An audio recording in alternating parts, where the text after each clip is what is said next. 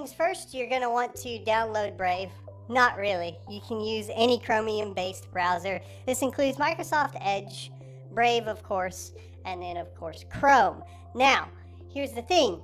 Brave is built on the blockchain. You can also earn BAT token while using Brave, and then you can use that token to trade out for some real-world money.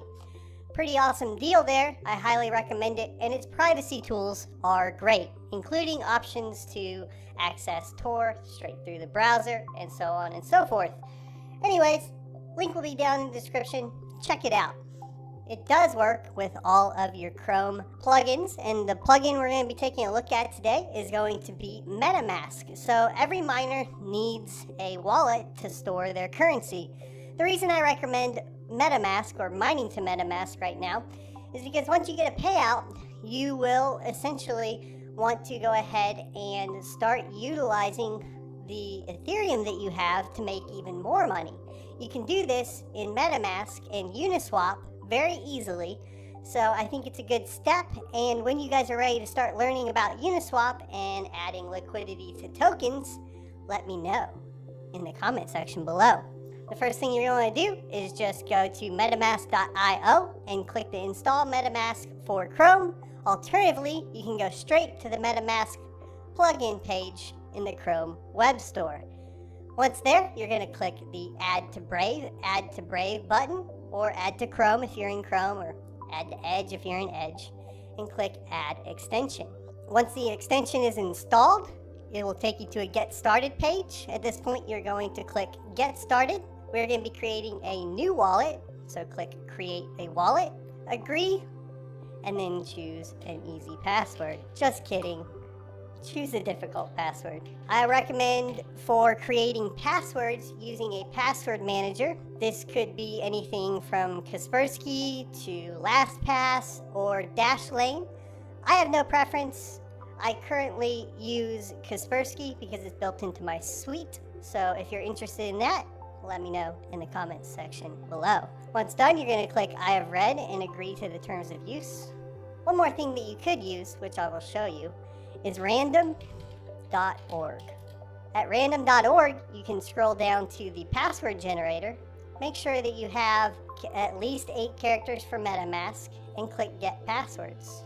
At this point, you'll be presented with a list of passwords, and this is an easy way and a free open source way without downloading any other software to generate random passwords. Next, we're going to click Create. And this is where you will get your secret key or secret words. This is for recovery of the wallet and is basically what you would use if you clicked the import wallet button and you're either moving browsers or moving machines and you just got a new machine. This is very important. A, you don't want to share this with anybody, and B, you don't want to lose it. Now that makes this pretty difficult. There are plenty of ways to go ahead and secure this information, and we'll go over 3 of them right now. But first, you're going to want to go ahead and Control-C it and put it in a notepad, or what I would recommend also is just writing it down on a piece of paper to continue setup.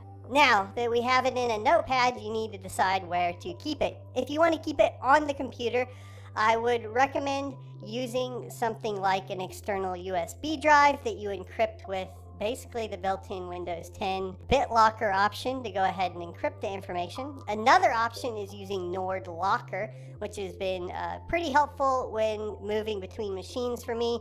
It is basically an encrypted cloud storage service and works pretty well, and there's a free option that gives you 3 gigabytes, which is usually enough to store keys, or at least store keys temporarily. For the ultimate security, you really want to write this down and put it in a fireproof safe or somewhere where you wouldn't lose it. And that's because anytime your key is on the internet or touching the internet in any form or fashion, there is always a possibility of getting hacked. One of the things that you will notice with MetaMask that they do here is when you're recovering, you don't actually type the words out. The reasoning for this is to prevent people from gaining your information through software known as keyloggers. So to confirm the secret backup, you'll see we actually just click the buttons for the words. So we have river, and you want to do it in order, cupboard, knock, certain, hope, loud, melt, vehicle, cash, boss, head, and silver. So now that we've put them all in order, we're going to click confirm and we can start using the MetaMask wallet. As I discussed earlier, token swapping is here, so you can swap directly in the MetaMask wallet, which makes it super duper easy. And this is all what people are starting to refer to as DeFi with Uniswap. DeFi stands for decentralized finance, and it's just an additional way for miners to essentially make money off of the coins that they've mined. That's why I recommend using MetaMask. Your other options for wallets include exchanges. However, it's recommended you never mine to an exchange, as well as paper wallets and hardware wallets. All of those options are great, but for beginners, I think MetaMask is the way to go. So now that we have this, we're going to go ahead and click our account and copy it to clipboard and paste it in that notepad. That way we know this is the recovery key for this wallet. This is your public wallet address, and it's okay for the wallet address to be exposed to the outside world because it's how you accept and send payments. Will all be tied to this address. The next step is going to be downloading the miner. So today we're going to be using LOL Miner 1.17. It was released 16 days ago, and we are going to be obtaining it directly from their GitHub. There are a lot of different phishing websites as well as a lot of different issues when trying to search for a miner in Google or even DuckDuckGo, where you could download something malicious. And this is important because you need to keep in mind that all miners are considered malicious to some extent by every antivirus solution, which means you will have to make an exception. So you want to be very, very certain that you're downloading from a safe website, because you will have to allow it through, of course, your firewalls as well as through the browsers, so on and so forth. Brave browser is a little bit easier. Chrome will try to block it, so will Edge. So if you want to avoid that, I don't find that the Brave browser blocks it quite as often because obviously it's built on blockchain. So we're going to scroll down and we are looking for the LOL Miner v1.17 win64.zip, and we're going to start downloading. Once downloaded, we're going to click the little up arrow and click show in folder. At this point, we can go ahead and extract it. I would recommend putting it somewhere that you want to access it from. I personally usually put it on a secondary drive called games under my miners folder. But for today, we're just going to extract it in the downloads folder. So you will right click and say extract all if you're using the built-in Windows 10 decompression tool. Or you can use 7-zip or WinRAR. It's all up to you. If you are using 7-zip or WinRAR, I assume that you already know how that functions. So we're going to click extract all and then extract. At this point, we will have all the files to start mining. There are some pre-configured batch files here, and they are preceded by .bat. If you do not see the .bat or the .text, these are known as file extensions, and you will need to go into your folder options to be able to see them, and this will be important later on. So what you'll want to do is go down to your Cortana search bar and search for File Explorer Options. Once you have that, you'll click the View tab, and then down here you want to uncheck the box for Hide Extensions for Known File Types. Because essentially, if we have it like that, this is probably what it looks like if you haven't already done this before. And yeah, I know. And there's my antivirus. So you see here that we basically have no file extensions. So if we wanted to create our own batch file, it would be a little bit more difficult. This just makes it clear. Uncheck it, click apply, and then you should see all of your file extensions. So now that we have our batch files, we need to go ahead and obtain the rest of the information to configure the files. We'll be doing that by heading over to our favorite mining pool, ethermine.org. The mining pool is up to you. There are many different options, and depending on your region, you may want to choose one that is closer to you. That being said, Ethermine is most popular in the US, but does have international options as well. And then, of course, in China, you have things like Spark Pool, which would be the next largest one. And we'll go over specific pools and maybe do pool reviews later on. If you're interested, let me know once again in the comment section below. So at this point, you'll just want to click the little menu button up in the top left and click the Start Mining option. And here is where you are going to find your mining server. They have options for Asia, Europe, US East, US West, and then of course the ports. You have your SSL port, your Stratum ports, and all Stratum ports right here. We're going to be basically just modifying a pre-configured batch file from the miner that we downloaded. So we're going to go back to our file explorer. We are going to find the one that says mine ETH, and this is something we also need to talk about. Okay, so like I said, this is something we need to talk about. Your performance is going to be better on cards with over 4 gigabytes of video memory when using typically just the standard mine ETH. However, if you have a card that only has 4 gigs of video memory, you're going to want to play with the mine_ETH_4G batch file. Now, I am working on getting a 4 gig card to test with, and unfortunately the one that I thought I had was actually one of those reference RX 580s that you could flash and get the 8 gig version of. So guess what? It did have 8 gigs of VRAM on that particular card, so I don't actually have a true 4 gigabyte card to test with. So for today, we're just going to be going over the standard basic setup for mining with cards with over 4 gigs, and we'll do a how-to later on the rest. You'll want to right-click the batch file and click Edit, and this is where Windows is going to protect your PC. So you'll have to click More Info and click Run Anyway. This is why we spoke about the importance of downloading it from the official GitHub as opposed to other sources, because you are going to have to add an exception to Windows. So we're going to click Run Anyway, and then here is our configuration file.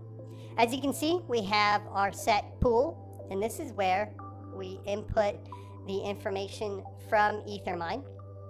For us today, we're going to be using US1. So you'll go over to the pool, click Control-C, highlight the pool, and do Control-V. Then we'll want to grab the port 4444, Control-C, and put that in the port, and it'll come right after the colon here. Make sure the colon is still there. And then we have our wallet address. Going back to our public wallet address, over here, we're going to highlight it and do Control-C, and then come back over here and do Control-V. Now we have our wallet address and the pool set, and we're going to click File and Save. Once we've done that, we can go back to the folder and double-click the batch file to start the miner.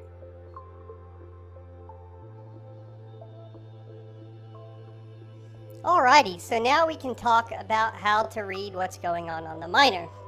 So here, basically what we have is we started the DAG on GPU 0. We have a single RX 6800 in here, not overclocked or flashed currently. And then you'll see here that we have found a share and that we have accepted a share. This is when the GPU starts working, and then we will get a report of the speed.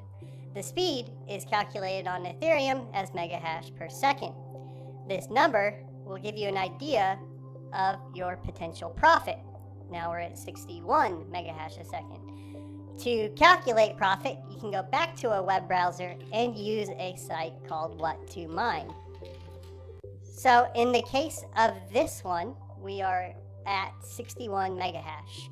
Now you should calculate watts as well as input your cost for kilowatt per hour, But for today, we're just going to calculate what I would call your gross revenue. So we're going to click calculate and scroll down here, and you can see that a single RX 6800 makes $2.78 a day in revenue. So now that we have the miner running, we know what our projected revenue will be. We will let the miner run for a little bit, and then we will come back and make sure it is actually mining to the pool, and we'll go over how to read the pool. Okie dokie, so let's go over reading the pool. Head back over to ethermine.org, make sure you go to the home tab and scroll down to find the option for to search your Ethereum miner address. Go back to the config that you created and right click and copy your wallet address. Go back to the Ethermine webpage and paste the address into the search tab and click search. At this point, you will be presented with your dashboard. The dashboard is going to have essentially all of the information that you need to understand to calculate your revenue and actual on-pool revenue and hash rate. Currently, it's only showing 5.2 because we just started mining. Up here, you will see workers active and inactive. So this is a good spot to take a look at if you have a mining rig down or to see if you have a mining rig down. Next, you have your unpaid balance.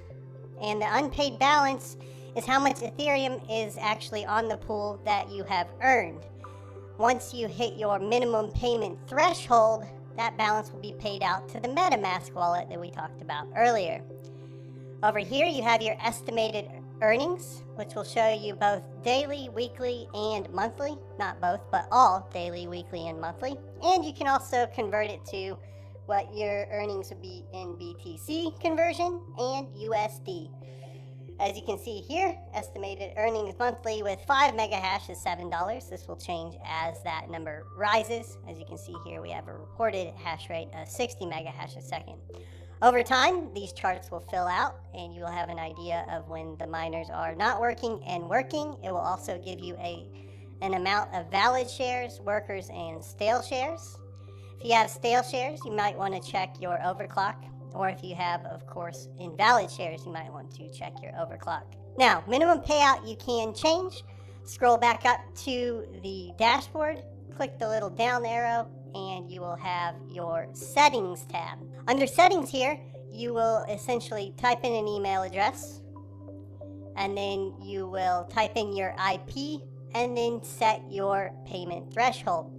For most people that are hobby mining or just starting out, you will want to set it to 0.05.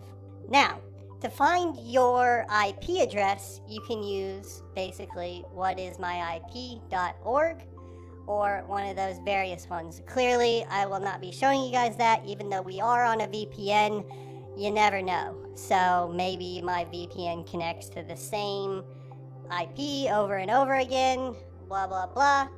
For safety, I will not show you guys what my IP is, but you would want to go to whatismyip.org. Link will be down in the description. You will type your IP into this box, and then you will click submit, and it will change your payment threshold to 0.05. What this means, back on the dashboard, is once your unpaid balance has hit 0.05 ETH, within the next 24 hours, it will pay out to your MetaMask wallet. So for your MetaMask wallet, you can go ahead and pin it to your plugins, and then you will click it, log in, and then you'll have the option to buy, send, or swap. Clearly, you'll want to be sending it out to an exchange or swapping it into another token. What I recommend is swapping into another token and then using Uniswap to go ahead and add it to liquidity to earn some additional fees. This is not financial advice, it's just what I'm doing. Now, let's talk about actually getting your money out into dirty fiat. Now for fiat, you are going to need to set up something on an exchange. Exchanges that use Ethereum are plentiful. You have options of Coinbase and Binance. One of my favorite, of course, though, is going to be crypto.com. I'll leave a referral link down in the description below for you guys to check out. If you click it, you get an extra $25 for signing up. I get an extra $25 for signing up, all up front. That's how you do it. Crypto.com will allow you to exchange currencies as well as add it to a card. You can get basically a debit card from them, and you can directly add it into the app and just click the top up button, and it's pretty awesome. I highly recommend it, except for one big caveat, and that's that you don't control your private keys. So it actually holds it in kind of a master wallet situation. I wouldn't recommend keeping a majority of your assets in Crypto.com, or of course even something like Coinbase. Personally, I would feel better with MetaMask, a hardware wallet, or of course, an offline wallet all the way. So hardware wallet options are things like the Ledger and of course Trezor. We can cover those in another video, and let me know in the description below, out of all the videos we've mentioned, which would be most helpful for you.